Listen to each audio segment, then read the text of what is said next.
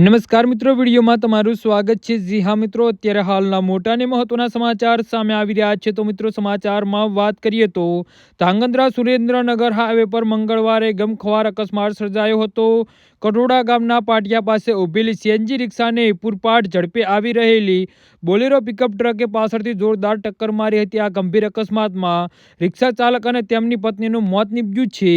પ્રાપ્ત માહિતી મુજબ અકસ્માત સમયે સીએનજીમાં રિક્ષા રસ્તાની બાજુએ ઊભી હતી અને આ દરમિયાન પાછળથી આવી રહેલી પિકઅપ ટ્રકના ચાલકે વાહન પરનો કાબુ ગુમાવી ઊભેલી રિક્ષાને ધડાકાભેર અથડાવી દીધી હતી અને ટક્કર એટલી ભયાનક હતી કે રિક્ષામાં પાછળ બેઠેલા મહિલા મુસાફર સંગીતાબેન મારુણિયાનું ઘટના સ્થળે જ મોત નીપજ્યું હતું, જ્યારે રિક્ષા ચાલક જિગ્નેશભાઈ મારુણિયાનું સારવાર દરમિયાન મોત નીપજ્યું હતું। અકસ્માતની જાણ થતાં સ્થાનિક પોલીસ અને ઇમરજન્સી સેવાઓ ઘટના સ્થળે પહોંચીને બંને પતિ પત્નીના મૃતદેહોને પોસ્ટમોર્ટમ માટે ગાંધી હોસ્પિટલ ખસેડવામાં આવ્યા છે। પોલીસે અકસ્માતના બનાવ અંગે તપાસ શરૂ કરી છે।